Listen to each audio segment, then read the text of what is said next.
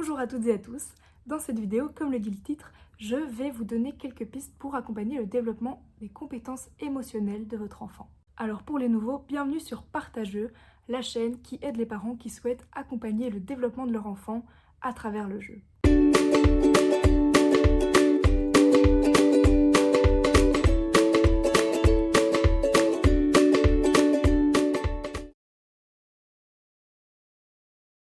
J'ai parlé de compétences émotionnelles car il existe plusieurs étapes dans le développement émotionnel d'un enfant. La première étape, c'est l'identification des émotions, savoir les reconnaître et les différencier. Dès le plus jeune âge, les bébés apprennent à reconnaître et réagir à leurs propres sensations, comme la faim, la douleur ou le plaisir. À mesure qu'ils grandissent, ils commencent à développer une compréhension plus nuancée de leurs propres sentiments et apprennent à mettre des mots sur ce qu'ils ressentent. Il faut savoir que dans leurs premières années de vie, les enfants sont assez égocentriques. Il leur faut un petit temps avant de comprendre que le monde ne tourne pas qu'autour d'eux. La reconnaissance des émotions des autres se développe donc plus tard, progressivement, à mesure que les enfants acquièrent des compétences sociales et émotionnelles. Ensuite, il y a la compréhension des émotions. Ça implique de comprendre les causes et les conséquences des émotions et leur impact sur les comportements et les pensées d'autrui ou de soi-même. Après, on a l'expression des émotions. Les enfants apprennent à exprimer leurs émotions de manière appropriée en utilisant des mots, des gestes, des dessins ou d'autres formes de communication afin de partager ce qu'ils ressentent avec les autres. Et c'est aussi permettre aux autres d'exprimer les leurs.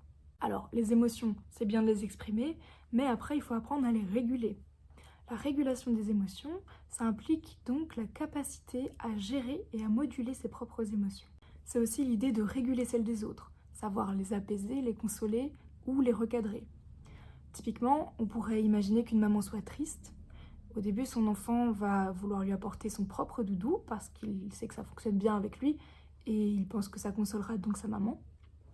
Mais petit à petit, en développant cette compétence, il va mieux comprendre les besoins et préférences de sa maman et donc adapter son aide en fonction de ça. Enfin, on a l'utilisation des émotions. Donc les enfants apprennent à utiliser leurs émotions de façon adaptative pour prendre des décisions, résoudre des problèmes et interagir avec leur environnement de manière constructive.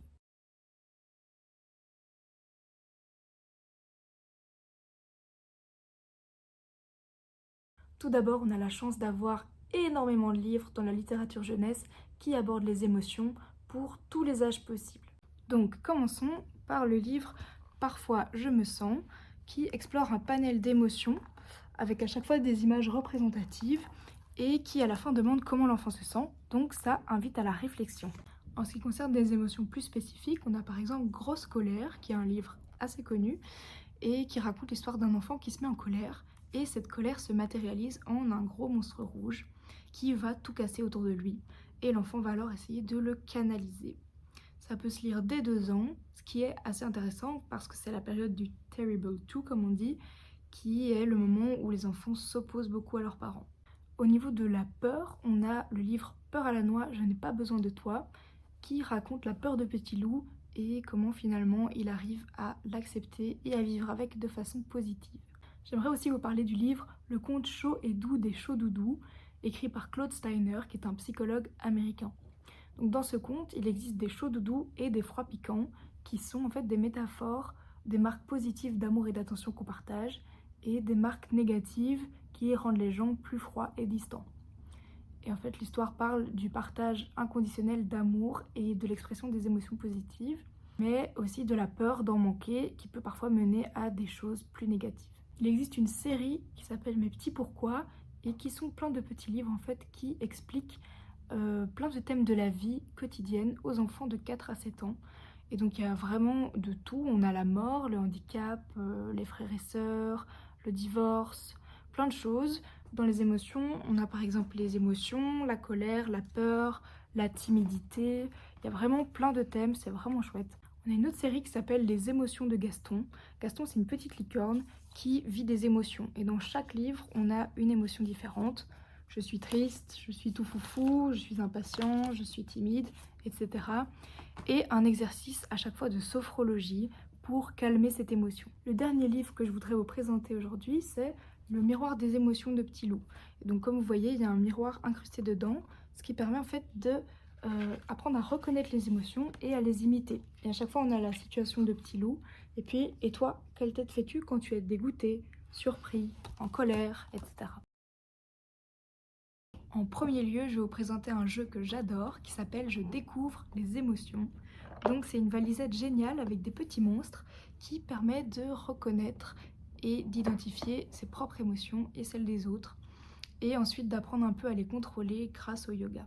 Je vous montre l'intérieur, donc ça contient plein de jeux, il y a des cartes émotions, il y a des fioles à remplir avec des petites boules de couleur, il y a un memory, il y a un petit miroir pour s'entraîner, il y a des jeux de faire semblant, du yoga, de la réflexion personnelle. Il y a tout un petit guide ici avec plein d'exercices différents à faire autour des émotions. Ici, on a même un petit bonhomme à compléter soi-même. C'est vraiment super complet. Alors cette valise est conseillée entre 3 et 7 ans. Et il y a d'ailleurs un livre, La couleur des émotions, qui reprend les mêmes petits monstres. Donc si vous voulez avoir une continuité, ça peut être chouette aussi. Donc je vous ai montré dans la mallette, il y avait une petite fille avec des expressions faciales qu'on pouvait changer. On a la même chose sous forme de peluche, ça s'appelle Feelings Friend. Et voilà, vous pouvez le voir, je peux décrocher et mettre un peu à ma sauce. Il y a plein de rechanges. Et il y a aussi des petites cartes modèles pour imiter une émotion. Et à chaque fois derrière, il est mis l'émotion en question, ici en colère. Donc si l'enfant n'aime pas avec le format plat, c'est chouette aussi ce format-ci. On peut également utiliser des marionnettes ou des jouets expressifs et créer des histoires sur base de situations émotionnelles. On peut aussi faire un peu de théâtre et jouer avec les émotions. Par exemple, vous pouvez donner une phrase basique et s'amuser chacun à son tour à la prononcer d'une voix enjouée, triste, fâchée, amoureuse, surprise. Sinon, un peu de jeu de rôle. Les participants choisissent des cartes représentant différentes émotions et doivent ensuite improviser des scénarios où ils expriment ces émotions. Une variante, c'est de choisir une carte émotion, par exemple la tristesse, puis d'expliquer une situation où on s'est senti comme ça et la manière dont on l'a gérée. Et ça peut aussi permettre un débat pour entendre d'autres pistes pour gérer ses émotions. Il existe des peluches pieuvres réversibles qui se trouvent en ce moment partout sur le marché.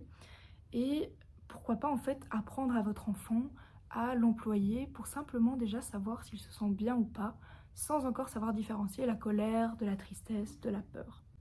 Je pense aussi au dessin animé Vice Versa, ou Inside Out en anglais, qui suit la vie d'une petite fille et des émotions qu'elle traverse, qui sont représentées par des personnages. On a joie, tristesse, colère, peur, dégoût.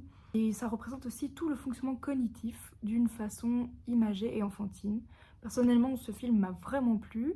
Et d'ailleurs, la suite sort tout bientôt avec des émotions plus adolescentes, si le premier vous a plu. Feelings, ça c'est un jeu de 2 à 8 ans. Donc on lit une situation donnée, puis chaque joueur est invité à choisir une émotion parmi celles proposées, et ce sera celle dont il se sent le plus proche. Ensuite, il est amené à réfléchir à quelle émotion un autre joueur a choisi.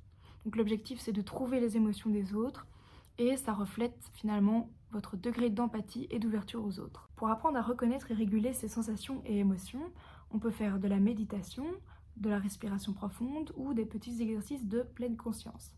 Je ne vais pas m'étaler plus sur ces exercices parce que sinon la vidéo sera trop longue, mais sachez que vous pouvez en trouver beaucoup d'exemples sur internet et donc vraiment ça c'est à vous de piocher ce qui vous intéresse. Si ça ne fonctionne pas, vous pouvez toujours essayer de distraire votre enfant en attirant son attention ailleurs, vers quelque chose qui fera basculer son émotion vers une autre plus sereine. Voilà, je vous laisse avec tout ça, j'espère que ce contenu vous aura plu.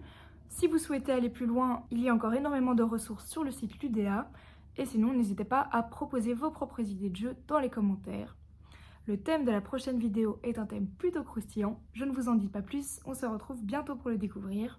En attendant, passez une bonne semaine et surtout, éclatez-vous!